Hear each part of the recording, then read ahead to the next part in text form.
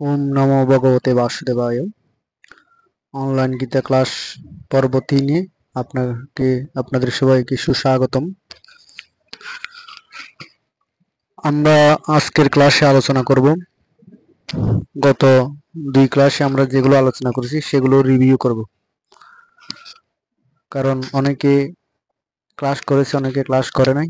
তো গত 2 ক্লাসে আমরা যেগুলো আলোচনা করছি সেই আলোচনার বিষয়গুলো আমরা রিভিউ করব এবং আগামী ক্লাস থেকে আমরা চতুর্থতম ক্লাস থেকে আমরা শ্রীমদ্ভগবদ্গীতায় প্রবেশ করব। তো যারা ক্লাস করেন নাই তাদেরকে বলে রাখি, আগামী ক্লাসের পড়া হচ্ছে মঙ্গলাচরণের শ্লোকগুলো অনুবাদ সহ মুখস্থ করা। এগুলো হচ্ছে আগামী ক্লাসের পড়া, প্লাস আজকের এই ক্লাসের উপর আগামী বৃহস্পতিবার পরীক্ষা নেওয়া হবে। আপনারা ক্লাসগুলো মনোযোগ দিয়ে শ্রবণ করুন। ওম অজ্ঞানতিমিরন্ধস্য স্নানাঞ্জনশলাকয়া চক্ষুরুন্মিলিतं येन তস্मै শ্রীগুরুবে নমঃ। ওম অখণ্ডমণ্ডলাকারং ব্যক্তং येन চরাচরং তৎপদং দর্শিতং येन তস্मै শ্রীগুরুবে নমঃ। মুখং করোতি বাচালং পঙ্গুং লঙ্ঘয়তে গিরিম যৎকৃপাতমহং বন্দে পরমানন্দমাধবম। হে কৃষ্ণ করুণা সিন্ধু দীনবন্ধু জগৎপতে গোপেশ গোপিকাকান্ত রাধাকান্ত নমস্তুতে। তপ্ত কাঞ্চন গৌরাঙ্গী রাধে বৃন্দাবনেশ্বরী বিশ্ববানুসুতে দেবী প্রণমামি হরিপ্রিয়ম। পাঞ্চাকল্পতরুভ্যশ্চ কৃপা সিন্ধুভ্যেব চ পতিতানাং পাবনেভ্যো বৈষ্ণবেভ্যো নমো নমঃ। জয় শ্রীকৃষ্ণ চৈতন্য প্রভু নিত্যানন্দ শ্রী অদ্বৈত গদাধর শিবাসাদি গৌর ভক্তবৃন্দ। হরে কৃষ্ণ কৃষ্ণ কৃষ্ণ হরে হরে, হরে রাম রাম রাম হরে হরে। আমরা পর্ব 1-এ যেগুলো আলোচনা করছিলাম সেগুলো একটু সংক্ষেপে রিভিউ করব। এরপর পর্ব 2 ক্লাস 2 দ্বিতীয় ক্লাসে আমরা যেগুলো আলোচনা করছি সেগুলো রিভিউ করব। তো আমরা আলোচনা করছিলাম আমি কে, কেন আমি এই জগতে জন্মগ্রহণ করেছি। তার উত্তর হচ্ছে আমরা হচ্ছে চিন্ময় আত্মা, পরমাত্মার অংশ। এটার রেফারেন্স হচ্ছে শ্রীমদ্ভগবদ্গীতার ৫ম অধ্যায়ে ৭ম শ্লোকে শ্রী ভগবান বলেছেন, মমৈ বংশ জীবলোকে জীবভূত সনাতন মনস্থানীন্দ্রিয়ানি প্রকৃতিস্থানি কর্ষতি। এই জড়জগতে বদ্ধ জীবসমূহ আমার সনাতন অংশবিশেষ। যারা প্রকৃতির বন্ধনে আবদ্ধ হয়ে তারা মন ও ৬টি ইন্দ্রিয়ের দ্বারা প্রকৃতির রণক্ষেত্রে কঠোর সংগ্রাম করছে। তো আমাদের এই জগতে কেন আমরা এসেছি? আমরা ভগবানের কর্তৃত্বকে অস্বীকার করেছি, করে আমরা নিজেরা ভোক্তা হয়ে ইন্দ্রিয় সুখ ভোগ করার ইচ্ছা পোষণ করেছি। তখন ভগবান আমাদের সেই ইচ্ছাকে পূরণ করার জন্য আমাদেরকে এই জগতে পাঠিয়েছেন। এই জগৎটা হচ্ছে কারাগার স্বরূপ, দুর্গ স্বরূপ। শ্রী ভগবান বলেছেন ৮ম অধ্যায়ে, দুঃখালয়ম শাশ্বতম। এই জগতে আমরা দুঃখ ভোগ করার জন্য এসেছি। যতক্ষণ পর্যন্ত না আমরা পরমেশ্বর ভগবান শ্রীকৃষ্ণের শরণাগত হয়ে তার দেওয়া বিধিবিধান অনুসারে আমরা কর্ম না করছি, ততক্ষণ আমরা এই জগতে দুঃখ ভোগ করতেই থাকবো। কারণ কারাগারে কেউ সুখে থাকতে পারে না।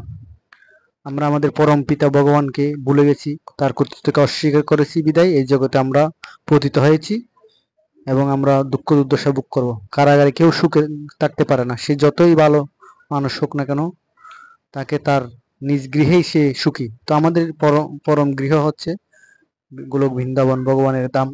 আমরা এই জগতে ভগবানের শরণে অপরাধ করার কারণে, ভগবানের কর্তৃত্বকে অস্বীকার করার কারণে এই জগতে পতিত হয়েছি। তো আমাদের এখানে কর্তব্য কি? আমরা জন্মগ্রহণ করেছি, আমাদের একদিন মৃত্যুবরণ করতে হবে। আমরা কোথায় যাব? তো এই বিষয়ে ভগবান শ্রীকৃষ্ণ ৮ম অধ্যায়ে বলেছেন, ইয়ং ইয়ং বাপি স্মরণভাবং তেজতি অন্তে কলেবরং তং তমেবতি কুন্তেয় সদা তৎভাবিতম। মৃত্যুর সময় যিনি যে ভাব স্মরণ করে দেহত্যাগ করেন, তিনি সেইভাবে ভাবিত তত্ত্বকেই লাভ করেন। অর্থাৎ আমরা সারা মৃত্যুর সময় আমরা আমাদের মধ্যে যে চিন্তা আসবে, সেই চিন্তা অনুসারেই আমরা পরবর্তী দেহ লাভ করব। এখন আমরা মানব দেহে আছি। এখন কথা হচ্ছে, মৃত্যুর সময় আমি সারা জীবন ভগবানকে ডাকার দরকার কি? সারা জীবন ধর্মকর্ম করার দরকার কি? মৃত্যুর সময় ভগবান পরবর্তী শ্লোকে বলেছেন, অন্তকালে চ মামেব স্মরণ মুক্তা কলেবরম ইয়ৎ প্রয়াতি সমদ্ভাবং ইয়াতি নাস্তি যত্র সংশয়ম। মৃত্যুর সময় যিনি আমাকে স্মরণ করে দেহত্যাগ করেন, তিনি তৎক্ষণাৎ আমার ভাবে প্রাপ্ত হন, এ বিষয়ে কোনো সন্দেহ নেই। যে যে ভাব স্মরণ করে দেহ ত্যাগ করে সেরকম দেহ লাভ করবে। আর যদি আমরা ভগবানকে স্মরণ করে দেহ ত্যাগ করতে পারি তাহলে আমরা ভগবানকে লাভ করব। তাহলে আমরা সারা জীবন ভগবানকে ডাকার দরকার কি? সারা জীবন ধর্ম কর্ম গীতা ভাগবত এগুলো পড়ার দরকার কি? মৃত্যুর সময় আমরা ভগবানকে স্মরণ করে মৃত্যুবরণ করব। এখন কথা হচ্ছে, মৃত্যু হচ্ছে আমাদের জীবনের শেষ পরীক্ষা। একজন ছাত্র যদি সারা জীবন সারা বছর লেখাপড়া না করে শুধু পরীক্ষার আগে একটু করে পড়ে, সে পরীক্ষায় কিছু লিখতে পারবে না। কারণ সে 1 বছর সময় দেওয়া হয়েছে তাকে পরীক্ষার জন্য প্রস্তুতি নেওয়ার জন্য। ঠিক তদ্রুপ আমাদের সারা জীবন হচ্ছে মৃত্যুর শেষ পরীক্ষার জন্য প্রস্তুতি নেওয়া। আমরা সারা জীবন যে বিষয়ে চিন্তা করব, যে বিষয়ে জ্ঞান আহরণ করব, আমরা মৃত্যুর সময় আমাদের সেই চিন্তায় আসবে। আর মৃত্যুর সময় আমাদের ভাগবতে আছে 30,000 36,000 কাকড়া বিশ্র একসাথে যদি আমাদেরকে কামড়ায়, যে যন্ত্রণা আমাদের হয়, ঠিক সেই রকম আমাদের যন্ত্রণা হবে। আমরা কানে শুনবো না, চোখে দেখবো না, আমাদের চেতনা অচেতন থাকবো আমরা। মৃত্যুটা হচ্ছে একটা দুঃখময় অবস্থা। তো সেই সময় আমাদের কি চিন্তা আসবে? সেই সময় আমাদের সারা জীবন আমরা যে চিন্তা করব, যে বিষয় নিয়ে আমরা সময় কাটাবো, যে বিষয় নিয়ে আমরা চিন্তা করব, সেই চিন্তাই আসবে। কেউ নাতিপতির চিন্তা করবে, কেউ ধন সম্পদের চিন্তা করবে, কেউ প্রিয়জনের চিন্তা করবে, যে আমি চলে যাচ্ছি, আমার সন্তানকে কে দেখবে, আমার স্ত্রীকে কে দেখবে, আমার পুত্রকে কে দেখবে, আমার ওই আশাটা রয়ে গেছে। এভাবে ভগবান আরো শ্রীমদ্ভগবদ্গীতায় বলেছেন, মৃত্যুর সময় যদি আমাদের তমগুণ প্রবল থাকে, আমাদের পশুজনই প্রাপ্ত হবে। আমরা গরু ছাগল হাঁস মুরগি হয়ে দেহ লাভ করব। আবার মৃত্যুর সময় যদি রজগুণ প্রবল থাকে তাহলে আমরা আবার মানুষ হয়ে জন্মগ্রহণ করব। আর মৃত্যুর সময় যদি সত্যগুণ প্রবল থাকে আমরা দেবতা হয়ে জন্মগ্রহণ করব, ঊর্ধ্বলোকে আমরা দেবতা হয়ে জন্মগ্রহণ করব। তো এইখান থেকে প্রমাণিত হয় দেবতারাও কিন্তু 17তম গুণের বন্ধনে আবদ্ধ, সেটা আমরা পরবর্তীতে আলোচনায় দেখব। তো আমাদের গন্তব্য হচ্ছেন ভগবত ধাম, ভগবানের কৃপা লাভ করে ভগবানের কাছে ফিরে যাওয়া হচ্ছে আমাদের পরম কর্তব্য। এরপর ভগবানের যে একটা নির্দিষ্ট ধাম রয়েছে সেটার প্রমাণ আমরা পঞ্চদশ অধ্যায়ের 6 নম্বর শ্লোকে পাই। সেখানে বলা হয়েছে, ন তদ্বাস অতি সূর্য নশ শাঙ্ক ন পাবক যদ্গথান নিবর্তন্তে তদ্ধাম পরমং মম। আমার সেই পরম ধাম চন্দ্র সূর্য অথবা বিদ্যুৎ আলোকিত করতে পারে না। আমাদের এখানে তো আলোকিত করার জন্য চন্দ্র সূর্য বিদ্যুৎ রয়েছে, কিন্তু সেখানে এগুলো প্রয়োজন হয় না। সেখানে গেলে এই জড়জগতে আর ফিরে আসতে হয় না। এটা হচ্ছে আমাদের নিত্যধাম, ভগবত ধামে গেলে আমাদের আর এই জগতে ফিরে আসতে হবে না। তো এখন যারা আমরা ভগবানকে বাদ দিয়ে ইন্দ্রিয় তৃপ্তিমূলক জীবন যাপন করছি, তাদের গতি হবে অনেক চিত্ত বিভ্রান্তা মোহজাল সমাবৃতা প্রসক্তা কামভোগেষু প্রতন্তি নরকে অসুচ। নানা প্রকার দুঃখ দুশ্চিন্তায় বিভ্রান্ত হয়ে এবং মোহজালে বিজড়িত হয়ে কামভোগে আসক্ত চিত্ত অসুর স্বভাব ব্যক্তিরা অসুচি নরকে পতিত হয়। আমরা যারা ভগবানকে বাদ দিয়ে জগতের বিভিন্ন ভোগ বাসনায় আমরা লিপ্ত, তাদের গতি হবে অসুচি নরকে আমাদের পতিত হবে। সেখানে আমাদের অপরিসীম দুঃখ যন্ত্রণা আমাদের ভোগ করতে হবে। তো আমাদের পরম কর্তব্য হচ্ছে গীতা ভাগবত অধ্যয়নের মাধ্যমে জ্ঞান অর্জন করে, সেই জ্ঞানের আলোকে, গীতার জ্ঞানের আলোকে, শাস্ত্রের জ্ঞানের আলোকে আমাদের জীবন অতিবাহিত করা, আমাদের মৃত্যুর শেষ পরীক্ষা, মৃত্যুর জন্য প্রস্তুতি নেওয়া। কেউ বলতে পারবে না কখন কার মৃত্যু আমাদের হবে। আমরা গাড়ি অ্যাক্সিডেন্ট হয়ে মারা যেতে পারি, আমাদের ঘরে আগুন লেগে আমাদের মৃত্যু হতে পারে, হঠাৎ স্ট্রোক করে আমাদের মৃত্যু হতে পারে। কখন কার মৃত্যু কখন হবে আমরা জানি না। তো আমাদের যে সময়টা আমরা পাচ্ছি সেটা আমাদেরকে কাজে লাগাতে হবে। গীতা ভাগবত অধ্যয়ন করতে হবে, জাগতিক কর্তব্যের পাশাপাশি পারমার্থিক কর্তব্য, শাস্ত্র অধ্যয়ন, নাম জপ, এগুলো আমাদের করতে হবে। তবে আমাদের মৃত্যুর সময় ভগবানের চিন্তা আসবে। তো আমার তৃতীয় প্রশ্ন ছিল আমাদের মানুষ ও অন্যান্য জীবের মধ্যে পার্থক্য, মানুষ কেন শ্রেষ্ঠ জীব। এই সম্পর্কিত একটা শ্লোক আছে, এটা কিন্তু মহাভারতেও আছে, আবার চাণক্যনীতিতেও এই শ্লোকটা উল্লেখ করা হয়েছে। আহার নিদ্রা বয় মথুনঞ্চ সামান্য মেতৎ পশুবীর নরানাম ধর্মহি তেষামধিক বিশেষ ধর্মহীনা পশুবি সমানা। ভোজন করা অর্থাৎ আহার, নিদ্রা, বয় এবং মৈথুন অর্থাৎ বংশবৃদ্ধি, সন্তান উৎপাদন করা, এই সমস্ত বিষয় মনুষ্য এবং পশুর মধ্যে কোনো প্রভেদ নেই। এগুলো মানুষও করে, আমরাও করি। একজন মানুষ যদি শুধু যদি শুধু আহার, নিদ্রা, বয়, মৈথুন নিয়ে পড়ে থাকে, তাহলে তাকে মানুষ হিসেবে গণ্য করা যাবে না। সে একজন পশু, পশুর চেতনায় সে অধিষ্ঠিত আছে। কিন্তু পশু অপেক্ষা মানুষের এই বিশেষতা আছে যে সে ধার্মিক। অতএব স্পষ্ট প্রতীয়মান হয় যে ধর্মহীন মানুষ পশুর সমতুল্য। যে ধর্ম চর্চা করবে না, যে ধর্ম পালন করবে না, যে গীতা ভাগবত পড়বে না, ভগবানের আরাধনা করবে না, সে মানুষ হিসেবে পরিচয় দিতে পারবে না, সে একজন পশুর সমান। আমাদের একটা বাপ সম্প্রসারণ আছে, জ্ঞানহীন মানুষ পশুর সমান। এখানে শুধু স্কুল কলেজে গিয়ে প্রাতিষ্ঠানিক শিক্ষা লাভ করলেই হবে না। প্রাতিষ্ঠানিক শিক্ষা লাভ করে ওই আহার, নিদ্রা, বয়, মতন বংশবৃদ্ধির মধ্যে সীমাবদ্ধ থাকলে হবে না। আমাদেরকে এগুলোর ঊর্ধ্বে ধর্মচর্চা করতে হবে, তখনই আমরা একজন মানুষ হিসেবে পরিচয় দিতে পারবো। তো আমাদের মানুষ হিসেবে পরিচয় দিতে হলে ধর্মচর্চা অবশ্যই করতে হবে। এটা হচ্ছে পার্থক্য। মিল রয়েছে আহার, নিদ্রা, বয়, মতন, আর পার্থক্য হচ্ছে একটা, সেটা হচ্ছে ধর্ম।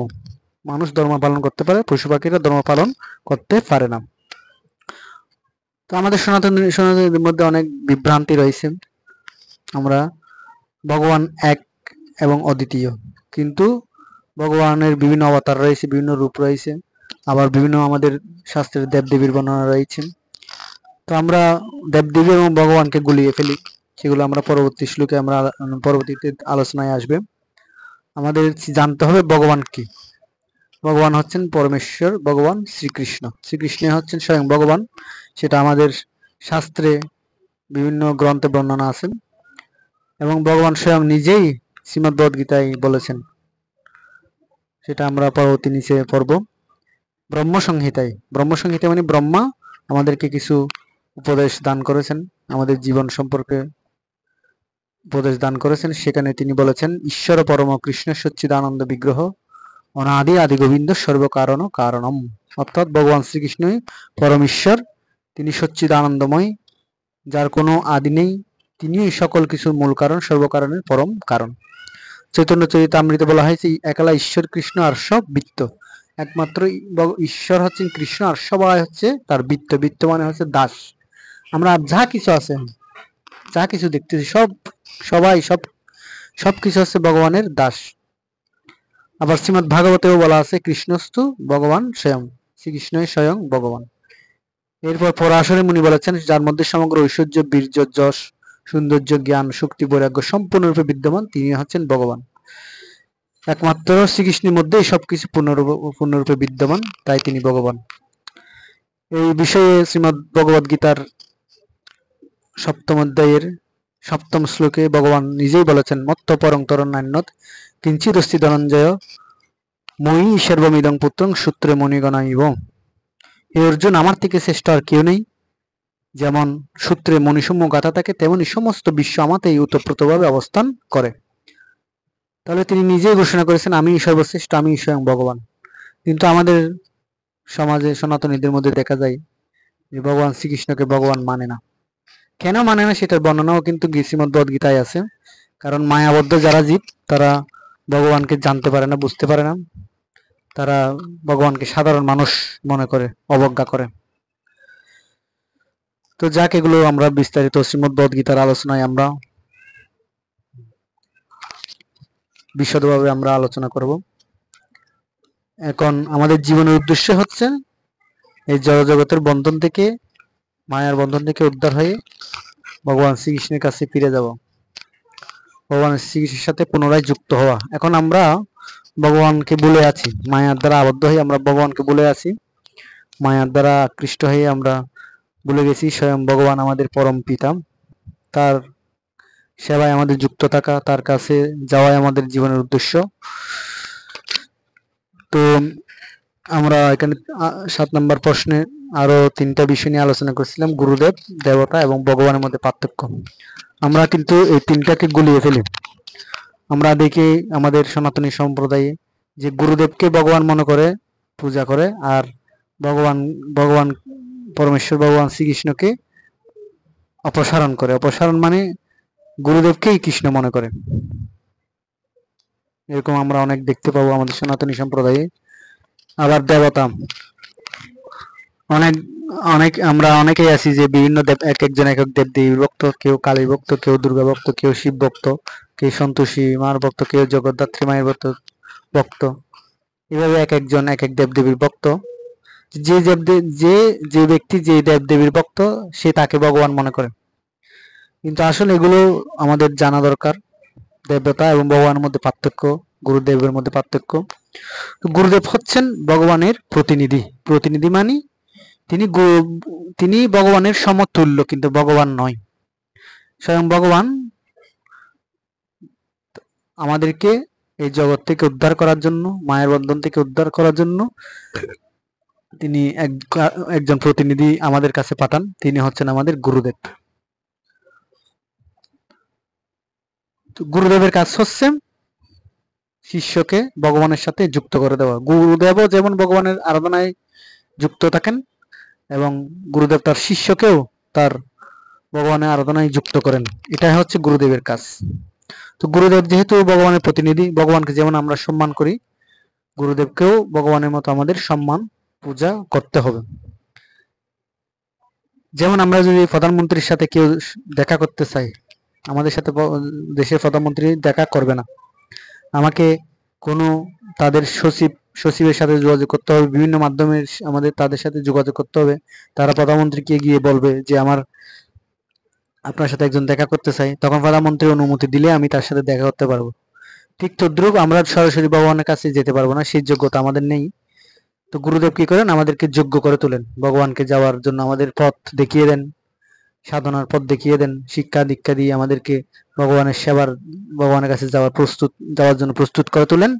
তখন গুরুদেবই ভগবানকে বলেন যে এই শিষ্য আপনার কাছে আসার যোগ্য হয়েছে, আপনি অনুমতি দিলে আমি আপনার কাছে নিয়ে আসবো। তখন গুরুদেব আমাদেরকে ভগবানের কাছে নিয়ে যান। তো তিনি আমাদের গুরুদেব, আমাদের পরম পূজনীয়। গুরুদেব ছাড়া আমরা এই জগৎ থেকে উদ্ধার হতে পারবো না।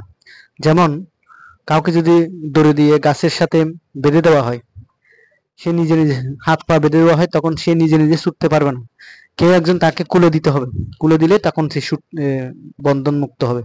ঠিক তদ্রুপ আমরা নিজেকে যতই স্বাধীন মনে করি না কেন, আমরা মায়াবদ্ধ জীব। আমাদের সত্য রজ তমগুণের বন্ধনে মহামায়া মহামায়া দুর্গা আমাদেরকে সত্য রজ তমগুণের বন্ধনে আবদ্ধ করে রেখেছে। তো এই সত্য তমগুণের বন্ধনে, মায়ার বন্ধন থেকে মুক্ত করে আমাদের ভগবানের সাথে যুক্ত করে দেওয়া হচ্ছে গুরুদেবের কাজ। তো গুরুদেবকে ভগবানের মতো সম্মান করতে হবে, কিন্তু ভগবান নয়। ভগবান শ্রী হচ্ছেন পরমেশ্বর ভগবান শ্রীকৃষ্ণ। তিনি শ্রীমদ্ভগবদ গীতার অনেক শ্লোকে তিনি এই ঘোষণা করেছেন যে আমি স্বয়ং ভগবান। তো গুরুদেব সম্পর্কিত একটা শ্লোক আছে, চতুর্থ অধ্যায় 34 নম্বর শ্লোক, তদ্বিদ্ধি প্রণিপাতেন পরিপ্রশ্নেন সেবয়া উপদেক্ষন্তি তে জ্ঞানং জ্ঞানিন তত্ত্বদর্শিনম। অর্থাৎ সদ্গুরু শরণাগত হয়ে তত্ত্বজ্ঞান লাভ করার চেষ্টা করো। এটা স্বয়ং ভগবান আমাদেরকে নির্দেশ দিয়েছেন যে তুমি সদ্গুরু শরণাগত হয়ে তত্ত্বজ্ঞান লাভ করার চেষ্টা করো, বিনম্র চিত্তে প্রশ্ন জিজ্ঞাসা করো এবং অকৃত্রিম সেবার দ্বারা তাকে সন্তুষ্ট করো। তাহলে সেই তত্ত্বদ্রষ্টা পুরুষ তোমাকে জ্ঞান উপদেশ দান করবে। অর্থাৎ ভগবান স্বয়ং নিজেই বলেছেন যে আমাদের সদ্গুরুর কাছে যেতে হবে, আমাদের তার সেবা করতে হবে, তার কাছে আমাদের এই শাস্ত্রীয় জ্ঞানগুলো অর্জন করতে হবে, তার নির্দেশ অনুসারে আমাদের আরাধনা করতে হবে, তাহলে আমরা ভগবানকে পেতে পারবো। তো শ্রীমদ্ভগবদ গীতার দ্বিতীয় অধ্যায়ের শুরুতে আমরা দেখতে পাই অর্জুন ভগবান শ্রীকৃষ্ণকে গুরু রূপে বরণ করেছেন, যে আমি তোমার শরণাগত, তুমি আমাকে নির্দেশ দাও, আমি সমস্যায় পড়েছি, কি করবো বুঝতে পারছি না, তুমি আমাকে রক্ষা করো। এভাবে গুরু ছাড়া এই জগতে কেউ নিজে নিজে উদ্ধার হতে পারবে না, গুরুর কাছে যেতেই হবে। তত্ত্বজ্ঞানী গুরুদেবের কাছে শিক্ষা লাভ করতে হবে, গুরুদেবের কাছে যেতেই হবে, না গেলে কেউ উদ্ধার হতে পারবে না। এই হলো গুরুদেব নিয়ে আলোচনা। এরপর আসি আমাদের দেবতা। দেবতারাও কিন্তু মায়াবদ্ধ জীব। মানুষ আর দেবতার মধ্যে পার্থক্য হচ্ছে দেবতারা মানুষ থেকে ঊর্ধ্বলোকে বসবাস করে। ঊর্ধ্বলোকে মানে তাদের চেতনা মানুষ থেকে উন্নত, এবং দেবতারা ভগবানের সাধনা করে ভগবান থেকে এক একটা কৃপা লাভ করেছে, ভগবানের এক একটা শক্তি পরিচালনার দায়িত্ব তারা পেয়েছেন। কোনো মানুষ চাইলে সাধনা করে দেবতা হতে পারে। যেমন আমরা ছোটবেলায় বই পড়েছি, স্বর্গে কারা থাকে? স্বর্গে দেবতারা থাকে। এখন মানুষ যদি ভালো কাজ করে কোথায় যাবে? স্বর্গে যাবে। তো স্বর্গ যদি দেবতারা থাকে, স্বর্গ যদি দেবতাদের জায়গা হয়, তো আমরা যদি মানুষ ভালো কাজ, সৎ কাজের ফলস্বরূপ আমরা স্বর্গে যাই, আমরাও দেবতা হয়ে যাব। এখন দেবতারাও কিন্তু অনেক সময় তাদের নির্দিষ্ট সময় যখন শেষ হয়, তাদেরকে একটা নির্দিষ্ট সময়ের জন্য দেবতা হচ্ছে একটা পদবী। সেখানে যে কোনো ব্যক্তি সেই পদবী লাভ করতে পারে। মানুষ চাইলে সাধনার মাধ্যমে যে কোনো দেবতার পদ সে লাভ করতে পারে। সেজন্য আমরা শাস্ত্রে দেখতে পাই, কোনো মুনি ঋষিরা যখন অন্যান্য সত্যতা দাপর যুগে কোনো মুনি ঋষিরা যখন সাধনা করে, তখন স্বর্গ থেকে দেবতারা তার সাধনা ভঙ্গ করার চেষ্টা করত। এটা একদিকে যে সাধনা করছে তার একটা পরীক্ষা হয়, আর অন্যদিকে দেবতারা মনে করে এই ব্যক্তি যদি সাধনায় সিদ্ধি লাভ করে, আমার পথটা সেই নেই, তাহলে তো আমাকে অপসারণ করা হবে, আমার জায়গায় তাকে বসিয়ে দেওয়া হবে। তো মানুষ চাইলে সাধনার মাধ্যমে দেবতা হতে পারে। আবার দেবতারাও নির্দিষ্ট সময় শেষ হয়ে গেলে তারা ওই জগতে আবার জন্মগ্রহণ করে, দেবতার পদ থেকে চলে এসে এই জগতে মানুষে জন্মগ্রহণ করে। সেটা আমরা দেখতে পাই অনেক সময় দেবতারা অভিশপ্ত হয়ে এই জগতে এসে জন্মগ্রহণ করে। তো মানুষ চাইলে দেবতা হতে পারে, আবার দেবতারাও কিন্তু মানুষের জন্মগ্রহণ করতে পারে। তো দেবতারা হচ্ছেন ভগবানের দাস। আমরা যেমন ভগবানের দাস, দেবতারাও ভগবানের দাস। তারা আমাদের থেকে উন্নত স্তরে আছে। তারা ভগবানের কাছে সাধনা করে এক একটা শক্তি পরিচালনার দায়িত্ব পেয়েছে। যেমন ইন্দ্রদেব বৃষ্টি নিয়ন্ত্রণ করেন, বরুণ দেব জল নিয়ন্ত্রণ করেন। এভাবে এক একজন দেবদেবীরা এক একটা কিছু বিষয় নিয়ন্ত্রণ করে, যেগুলো ভগবান থেকে তারা পেয়েছে। তো শ্রীমদ্ভগবদ্গীতার অষ্টাদশ অধ্যায়ের 40তম শ্লোকে বলা হয়েছে, নদদস্তি প্রীতি বাংবা দিবি দেবে শুভাপুনম সত্যং প্রকৃতি জয় মুক্তং ইয়দেবিষৎ ত্রিবিগুণর। এই পৃথিবীতে মানুষদের মধ্যে, মানুষ যারা আছে অথবা স্বর্গের দেবতাদের মধ্যে, স্বর্গে যারা দেবতাদের মধ্যে এমন কোনো জীব নেই যে প্রকৃতির গুণ থেকে মুক্ত। প্রকৃতির গুণ কি? সত্য, রজ, তমগুণ। দেবদেবীরাও কিন্তু সত্য, রজ, তমগুণের মধ্যে আবদ্ধ। এটা থেকে প্রমাণিত হয় যে দেবতারাও কিন্তু জীব।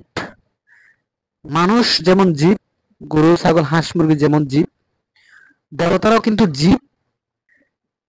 পার্থক্য হচ্ছে তারা ভগবানের কাছে সাধনা করে কোনো একটা শক্তি পরিচালনার দায়িত্ব পেয়েছে, তারা ঊর্ধ্বলোকে অবস্থান করে, আর আমরা এখানে অবস্থান করি। দেবদেবীরাও কিন্তু আমরা একটা প্রশ্ন পেয়েছিল, এখানে একটা আলোচনার মধ্যে ছিল, মানব জন্মে কেন শ্রেষ্ঠ? এই মানব জন্মে একমাত্র ভগবানের আরাধনা করে ভগবানের কাছে ফিরে যাওয়ার সুযোগ রয়েছে। দেবতারা কিন্তু সেটা পারে না। কেন পারে না? তারা যে এক একজন এক এক শক্তি পরিচালনার দায়িত্ব পেয়েছে, সেই দায়িত্ব পালন করতে করতে তাদের সময়টা চলে যায়। তারা ভগবানের আরাধনা করে ভগবানের কাছে ফিরে যাওয়ার সুযোগটা তাদের পায় না, সময়টা তাদের হয় না। যেমন ব্রহ্মা সৃষ্টি কার্য পরিচালনা করেন, তিনি সৃষ্টি করতে করতে তার সময়টা শেষ, তিনি আর ভগবানের আরাধনা করার সুসময় পায় না। সেই জন্য আমরা দেখতে পাই ব্রহ্মা ও ভগবান শ্রীকৃষ্ণ মায়াবদ্ধ হয়ে ভগবান শ্রীকৃষ্ণ ক্ষমতার লোভে ভগবান শ্রীকৃষ্ণকে ভুলে গিয়েছিল। ভগবানের একটা লীলার মধ্যে আছেন, তিনি পরমেশ্বর ভগবান শ্রীকৃষ্ণ ব্রহ্মার অহংকার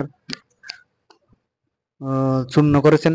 একইভাবে আমরা দেখতে পাই ইন্দ্রদেবও মায়াবদ্ধ হয়ে ভগবান শ্রীকৃষ্ণকে ভুলে গিয়েছিল, যে ভগবান শ্রীকৃষ্ণ যে সর্বশক্তিমান সেটা ভুলে গিয়েছিল।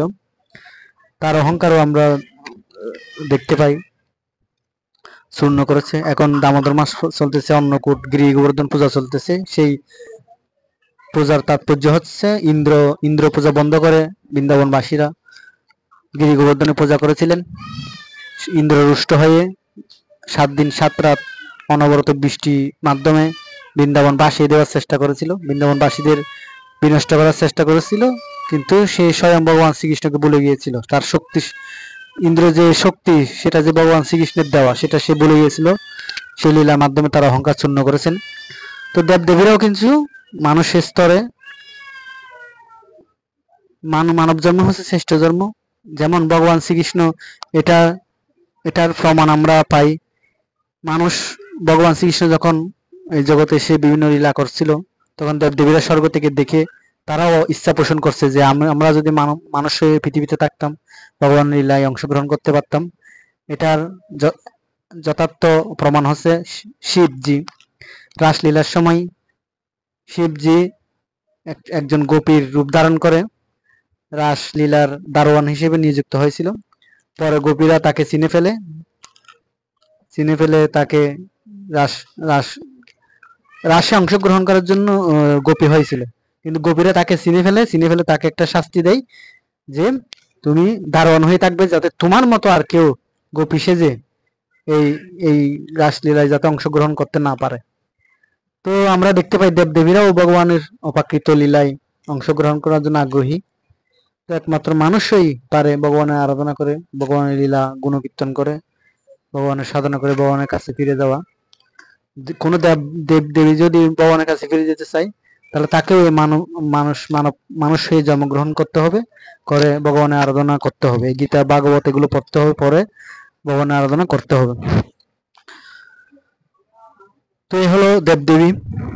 তো আমাদের বিভিন্ন শাস্ত্রে যে দেবদেবীরা রয়েছেন তারা আমাদের সম্মানিত, আমাদের উচ্চ স্তরে তারা অবস্থান করেন, তাদেরকে আমাদের যথাযোগ্য মর্যাদায় সম্মান পূজা করতে হবে, কিন্তু ভগবানকে বাদ দিয়ে নয়। ভগবানকে কেন্দ্রতে রেখে আমাদেরকে ভগবানের দাস হিসেবে সবাইকে আমাদের সম্মান পূজা করতে হবে। এ হচ্ছে ভগবান সর্বশক্তিমান। তিনি দেবতা, ভগবান আর গুরুদেব। এই বিষয়গুলো আমাদের বুঝতে হবে। এগুলো আমরা যারা সাধারণ মানুষ আছি, যথার্থ আমাদের জ্ঞান নেই, আমরা সবগুলোকে একত্রে গুলিয়ে ফেলি।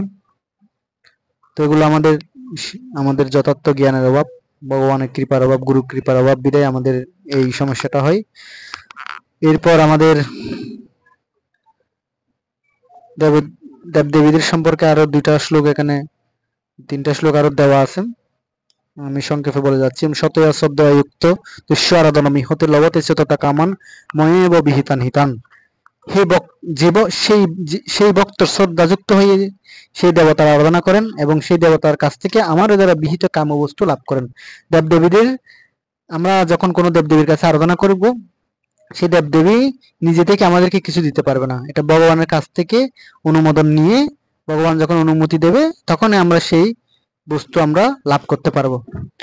দেবতাদের নিজে থেকে আমাদেরকে দেওয়ার কোনো সাধ্য নেই, কারণ সবকিছুর মালিক হচ্ছেন ভগবান।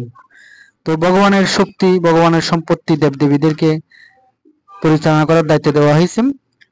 কোনো মানুষ যখন কোনো দেবদেবীর কাছে কিছু প্রার্থনা করে, তখন সে দেবদেবী ভগবানের কাছে গিয়ে অনুমোদন নেয় যে এটা আমি দিতে পারবো কিনা। ভগবান অনুমোদন দিলে দিয়ে দেয়, অনুমোদন না দিলে দেয় না। যেমন দেবদেবীর কাছে গিয়ে সবাই তো আর সবকিছু পায় না, যার কর্মফলে আছে ভগবান অনুমোদন দেয় সেটা সে পায়, না হলে পায় না। তো এখানে এই পরবর্তী শ্লোকে বলা হয়েছে অন্তর্বর্তু ফলং তেষাম তদ্ভুত অল্পমেধাসাম দেবান দেব যে ইয়ান্তি মদ্ভক্তা ইয়ান্তি মমপি। অপবুদ্ধি ব্যক্তিদের আরাধনালব্ধ ফল অস্থায়ী। যারা এখানে দেবদেবী আরাধনার কাছে যারা আরাধনা করে তাদেরকে অল্প বুদ্ধি বলা হয়েছে। দেবতাদের উপাসকদের তাদের আরাধ্য দেবতাদের লোক প্রাপ্ত হন, কিন্তু আমার ভক্ত আমার পরম ধাম প্রাপ্ত হন। অল্প বুদ্ধি বলা হয়েছে কারণ সবকিছুর মালিক যদি ভগবান হন, ভগবান যদি সর্বশক্তিমান হন, তাহলে আমরা তার কাছে গিয়ে যদি প্রার্থনা করি, তিনি আমাদেরকে চাইলে সবকিছু দিতে পারবেন। কিন্তু আমরা তার কাছে না গিয়ে আমরা বিভিন্ন দেবদেবীর কাছে গিয়ে প্রার্থনা করি। এটার একটা অনুভূতিমূলক একটা উদাহরণ হচ্ছে, আমরা যখন কোনো প্রভাবশালী সম্পদশালী ব্যক্তির সাথে আমাদের কোনো ঝগড়া হয়, এখন কোনো সময় যদি আমরা তার কাছে আমাদের কিছু প্রয়োজন হয়, তার থেকে আমরা সরাসরি তার থেকে খুঁজতে পারি না, কারণ তার সাথে আমার ঝগড়া। তা আমরা কোনো তৃতীয় ব্যক্তির মাধ্যমে সেটা আদায় করার চেষ্টা করি। ঠিক তদ্রুপ আমরা ভগবানের সন্তান, পরম পিতা ভগবান সর্বশক্তিমান, তিনি সবকিছু আমাদের দিতে পারেন, কিন্তু আমরা তাকে ভুলে গেছি। তিনি যে সর্বশক্তিমান সেটা আমরা ভুলে গেছি। ভুলে গিয়ে আমরা বিভিন্ন দেবদেবীর কাছে যাই, দেবদেবীরা ভগবানের কাছে গিয়ে আমাদের কথাগুলো বলে। এই হচ্ছে এখানে যারা দেবদেবীদের কাছে কিছু প্রার্থনা করে তাদেরকে অল্প বুদ্ধি বলা হয়েছে। তো আমাদের গীতা ভাগবত পরে বুদ্ধিটা বাড়াতে হবে। বুদ্ধি বাড়ালে আমরা বুঝতে পারবো, আমরা ভগবানের কাছে গেলেই সবকিছু পাবো। উদ্ভক্তং ব্যক্তিমাপন্নং মন্যন্তে মম উদয় পরং বা মজানন্ত মাম বয়ম অনুত্তমম। বুদ্ধিহীন মানুষেরা যারা আমাকে জানে না, মনে করে আমি এই রূপ এবং ব্যক্তিত্ব পরিগ্রহ করেছি, তাদের অজ্ঞতার ফলে তারা আমার নিত্য অব্যয় পরম ধাম সম্বন্ধে অবগত নয়। ভগবান শ্রীকৃষ্ণ যেখানে স্বয়ং নিজেই ঘোষণা করেছেন, মত্ত পরং তরুণান কিঞ্চিত ধনঞ্জয় মহি সর্বমিদং পুত্রং সূত্রে মণি গণাইব। অর্জুন, আমার থেকে শ্রেষ্ঠ আর কেউ নেই। যেমন সূত্রে মণিসমূহ গাথা থেকে, তেমনি সমস্ত বিশ্ব আমাতে ওতপ্রোতভাবে অবস্থান করেন। তো আমরা শ্রীমদ ভগবত গীতা কি, বেদ আমাদের সনাতন ধর্মের মূল ধর্মগ্রন্থ হলেও কেন গীতা এত গুরুত্বপূর্ণ? এই শ্লোকে শ্রীমদ ভগবত গীতা হচ্ছে স্বয়ং ভগবানের মুখনিসৃত বাণী। তো আমাদের সনাতন ধর্মের আদি ধর্মের মধ্যে বেদ হওয়া সত্ত্বেও আমাদের গীতা এত গুরুত্বপূর্ণ স্থান করে নিয়েছেন, কারণ বেদ হচ্ছে হাজার হাজার শ্লোক রয়েছে, যেগুলো এই কলিযুগের মানুষের পক্ষে অধ্যয়ন করার সময় নেই, সাধ্যও নেই, সামর্থ্যও নেই। সত্য যুগে মানুষ 1,00,000 বছর বেঁচে থাকতো, ত্রেতা যুগে 10,000 বছর, দ্বাপর যুগে 1,000 বছর, কলিযুগের জন্য 100 বছর নির্ধারণ করেছে, তাও আমরা 100 বছর বাঁচি না, 60-70 হলে আমরা মরে যাচ্ছি। রসনা দীপ্তির জন্য অপেক্ষাপক্ষণ, তারে ফলে নানা দুঃখ, অকালে মরণ। তো ভগবান আমাদের এই কলিহত জীবদের কথা চিন্তা করে তিনি কি করেছেন, সর্বোপনিষদ গাব দুগ্ধ গোপালনন্দন পার্থ হচ্ছে সুধীর ভুক্তা দুগ্ধং গীতা অমৃত মহৎ। উপনিষদ সমূহ গাভীর সাথে তুলনা করেছেন, যত বেদ পুরাণ উপনিষদ রয়েছে সেগুলো গাভী স্বরূপ তুলনা করেছেন।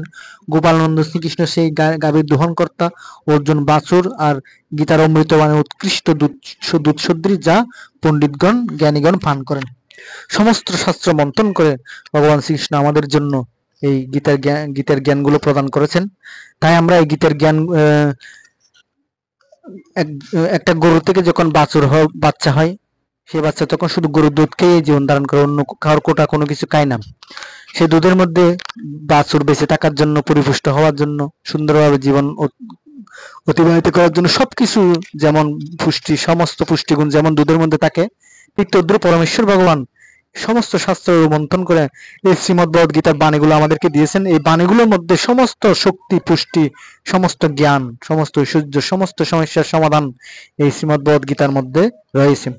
সে কারণে এই শ্রীমদ ভগবত গীতা পাঠ করলেই সমস্ত শাস্ত্রের নির্যাসগুলো আমাদের হৃদয়ে ভগবান প্রকাশিত করবেন। এটা ভগবান গীতায় ঘোষণা করেছেন যে যারা এই গীতার জ্ঞান অধ্যয়ন করবে, তাদের হৃদয়ে আমি সমস্ত শাস্ত্রের জ্ঞানগুলো প্রকাশিত করে দেব। এটা ভগবান গীতার একটা শ্লোকে বলেছেন, যেগুলো আমরা আস্তে ধীরে জানবো। এরপর ভগবান বলেছেন, সর্বস্ব সাহং হৃদি সন্নিবিষ্ট মত্ত স্থিতি জ্ঞানম অপহনঞ্চ বেদস্য সর্বহমেব বেদান্ত কিদ্বেদ বিদেব চাহম। আমি সকল হৃদয়ে অবস্থিত আছি এবং আমার থেকে জীবের স্থিতি এবং জ্ঞান উৎপন্ন বিলোপ হয়। আমি সমস্ত বেদের জ্ঞাতব্য, সমস্ত বেদের বেদান্ত কর্তা এবং বেদবেত্তা। ভগবান বলছেন আমার থেকে বেদ জ্ঞান সবকিছু উৎপন্ন হয়, আমি বেদান্ত কর্তা, বেদবেত্তা। তাহলে ভগবান শ্রীকৃষ্ণ সমস্ত বেদ রোমন্থন করে আমাদেরকে এই গীতার জ্ঞানগুলো প্রদান করেছেন। তাহলে এগুলো আমরা যদি অর্জন করি, আমাদের আর কোনো শাস্ত্র অধ্যয়ন করার আমাদের দরকার নাই। এগুলো আমাদের কলিহত জীবদের জন্য ভগবান বিশেষ কৃপা প্রদান করেছেন।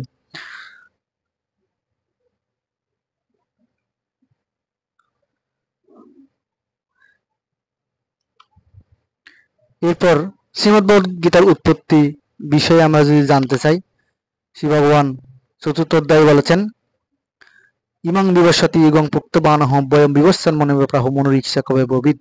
পরমেশ্বর ভগবান শ্রীকৃষ্ণ বললেন, আমি পূর্বে সূর্যদেব বিভূষণকে এই অব্যয় নিষ্কাম কর্মসাধ্য জ্ঞানযোগ বলেছিলাম। সূর্য তা মানব জাতির জনক মনুকে বলেছিলেন, মনু তা ইক্ষ্বাকুকে বলেছিলেন। এভাবে এবং পরম্পরা প্রাপ্তাং এবং ইমং রাজর্ষয় বিদু সকালেন ইহ মহতা ইগ নষ্ট পরন্তপ। এভাবে পরম্পরার মাধ্যমে প্রাপ্ত এই পরম বিজ্ঞান রাজর্ষিরা লাভ করেছিলেন, কিন্তু কালের প্রভাবে পরম্পরা ছিন্ন হয়েছিল এবং তাই সেই যুগ নষ্ট প্রায় হয়েছে। তখন ভগবান কি করলেন, সয়বায় মায়াতি দীর্ঘ পুক্ত পুরাতন ভক্ত সীমেশকা চেতি রহস্যং হি এতদুত্তমম। হে সনাতন যুগ, সেই সনাতন যুগ আজ আমি তোমাকে বললাম, কারণ তুমি আমার ভক্ত এবং সখা, তাই তুমি এই বিজ্ঞানের অতি গুরু রহস্য হৃদয়ঙ্গম করতে পারবে। অর্জুনকে বলছেন, এই গীতের জ্ঞান আমি প্রথমে সূর্যদেবকে দিয়েছিলাম, সূর্যদেব বিবস্বানকে দিয়েছিলাম, সূর্যদেব মনুকে দিয়েছিল, মনু ইক্ষ্বাকুকে দিয়েছিল, এবং কালক্রমে রাজর্ষিরা লাভ করেছিল, রাজা হয়ে যারা ঋষি ছিল তারা লাভ করেছিল। এরপর সেটা বিলুপ্ত হয়ে গেছে। বিলুপ্ত হয়ে যাওয়াতে আবার অর্জুনকে উপলক্ষ করে মহাভারতের অর্জুন যুদ্ধের সময় অর্জুনকে উপলক্ষ করে গীতা জ্ঞান আবার পুনরায় প্রদান করেছেন। তাহলে আমরা দেখতে পাই গীতার জ্ঞানগুলো সৃষ্টির আদি থেকে বিরাজমান ছিল। এটা সূর্যদেবকে দিয়েছিল, সূর্যদেব মনুকে দিয়েছিল, এভাবে পরম্পরাক্রমে চলে আসছিল, কিন্তু সেটা বিলুপ্ত হওয়াতে ভগবান শ্রীকৃষ্ণ আবার স্বয়ং এসে অর্জুনের মাধ্যমে আমাদেরকে দান করেছেন। তাহলে প্রথমে এই গীতার জ্ঞান ভগবান দান করেছেন সূর্যদেব বিভীষণকে, তারপর দাপর যুগে এসে অর্জুনকে দান করেছেন। এটা এই শ্রীমদ্ গীতাগুলো মহাভারতের বিশ্ব পর্বের 28 থেকে 42তম শ্লোক হচ্ছে শ্রীমদ্ ভগবদ গীতা। তো আমাদের এই সংসারটা হচ্ছে কুরুক্ষেত্র, আমাদের এই দেহটা হচ্ছে একটা রথ। কুরুক্ষেত্রের যুদ্ধে যেমন রথ ছিল, এই দেহটা হচ্ছে একটা রথ। সেই রথের দুটি চাকা হচ্ছে আমাদের দুইটা পা, পঞ্চেন্দ্রিয় হচ্ছে 5টি ঘোড়া, মন হচ্ছে রশি, অর্জুন হচ্ছে আত্মা, সারথি হচ্ছেন পরমেশ্বর ভগবান শ্রীকৃষ্ণ। এই সংসারটা হচ্ছে কুরুক্ষেত্র। এখানে আমাদের দেহরূপ রথ নিয়ে আমরা সবাই এক একজন যোদ্ধা। তো এই জীবন যুদ্ধে, এই সংসার যুদ্ধে আমাদেরকে জয়লাভ করতে হলে অবশ্যই আমাদের গীতার জ্ঞান অধ্যয়ন করতে হবে। অর্জুনের যেমন গীতার জ্ঞান লাভ করেছিল, অর্জুনকে যুদ্ধক্ষেত্রে কেন গীতার জ্ঞান প্রদান করেছেন? কারণ এই সংসারটা হচ্ছে কুরুক্ষেত্রের যুদ্ধ। এখানে এক একজন আমরা যোদ্ধা, আমাদেরকে এই গীতার জ্ঞানগুলো অবশ্যই অর্জন করতে হবে, জীবন যুদ্ধে জয়লাভ করতে হলে। আর যদি আমরা গীতার জ্ঞান অর্জন না করি, গীতা না পড়ি, তাহলে আমরা পরাজিত সৈনিক। আমরা যে কোনো মুহূর্তে জীবন যুদ্ধে আমাদের পরাজয় সুনিশ্চিত। গীতায় 5টি বিষয় নিয়ে আলোচনা করা হয়েছে, যেগুলো আমরা আস্তে ধীরে জানবো। ভগবান সম্পর্কে, আত্মা সম্পর্কে, জগৎ সম্পর্কে, কর্ম সম্পর্কে, কাল সম্পর্কে, এবং শ্রীমদ্ ভগবদ গীতার আমরা একটা শ্লোক আলোচনা করছিলাম, শ্রীমদ্ ভগবদ গীতার উচ্চারণ কিভাবে করতে হবে। এই শীটগুলো সবাইকে আয়ত্ত করার, অনুশীলন করার কথা বলা হয়েছিল। এই বিষয়ে আমাদের আর আলাদা একটা ক্লাস ছিল, ক্লাসে ভিডিও আছে, আপনারা ভিডিওটা দেখে নেবেন। এরপর গীতা পাঠ নিয়ে, গীতা পাঠ সংক্রান্ত কিছু ভ্রান্ত ধারণা আমরা আলোচনা করছি, যেগুলো আমাদের সমাজে কুসংস্কার হিসেবে ঢুকে গেছে। যেমন মরণাশুসে আমাদের গীতা পাঠ অবশ্যই করা যায়। তারপর মৃত্যুর সময় বুকে গীতা রাখা বা পাঠ করা যায় কিনা। মৃত্যুর পর বুকের উপর গীতা রাখার কোনো অর্থই হয় না। মৃত্যু যখন হয়ে গেছে, আত্মা দেহ ছেড়ে চলে গেছে, সে দেহ আর 2 টাকা বড় দাম নাই, সেটার উপর বুকের উপর গীতা দেওয়া উচিত নয়। আমি এমন অনেক দেখেছি যে বুকের উপর গীতা দিয়েছি, গীতাটা সহ শ্মশানে জ্বালিয়ে ফেলছে। এটা মহা অপরাধ, মহাপাপ। মৃত্যুর সময় যে ব্যক্তির মৃত্যুসজ্জায় শায়িত হয়ে মৃত্যুর যমরাজের সাথে যুদ্ধ করছে, সে অবস্থায় গীতা পাঠ করলে, উনি যদি কানে যদি শুনে, অবশ্যই মঙ্গল হবে। কিন্তু অনেক সময় আমাদের মৃত্যুর সময় আমরা কানে শুনি না, তো কানে না শুনলে তার পাশে গীতা পাঠ করে কোনো লাভ নেই। এখন কে কানে শুনে, কে কানে শুনে না, সেটা আমরা বুঝতে পারবো না। মৃত্যুর সময় গীতা পাঠ করা যাবে, কিন্তু যথার্থ অর্থ হচ্ছে অর্জুনকে এই গীতার জ্ঞানগুলো মৃত্যুর সময় পাঠ করার জন্য দেয় না, এটা হচ্ছে জীবনের জন্য দিয়েছে। আমরা জীবিত অবস্থায় যারা লেখাপড়া করে শিক্ষিত হচ্ছে, তাদের গীতা পাঠ করা দরকার।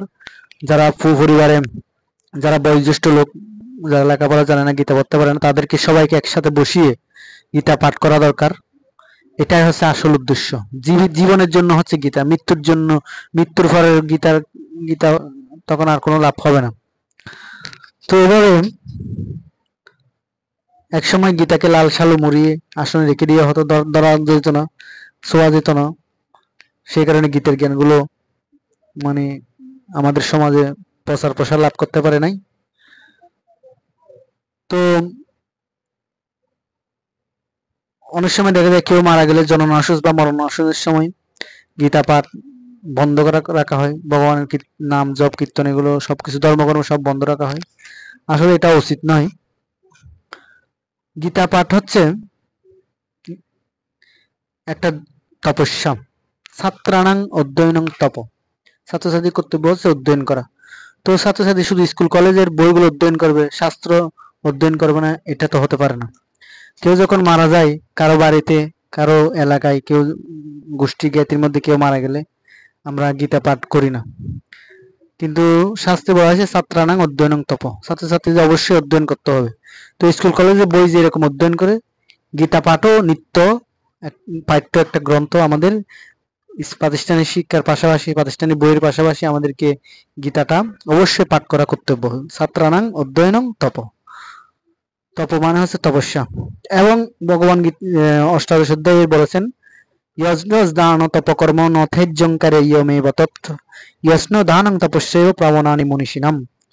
যজ্ঞ, দান, তপস্যা কখনো ত্যাগ করা উচিত নয়, কখনো কোনো কিছুর জন্যই ত্যাগ করা উচিত নয়। তাহলে আমরা জননাশিস মরণাশিসে কেন তপস্যা, অধ্যয়ন, ছাত্রানাং অধ্যয়নং তপ, যদি তপস্যা হয়, অধ্যয়ন যদি তপস্যা হয়, গীতা পাঠ অধ্যয়ন একটা তপস্যা, এই তপস্যাটা আমরা কেন বন্ধ করবো? এখানে ভগবান বলছেন কখনোই ত্যাগ করা উচিত নয়।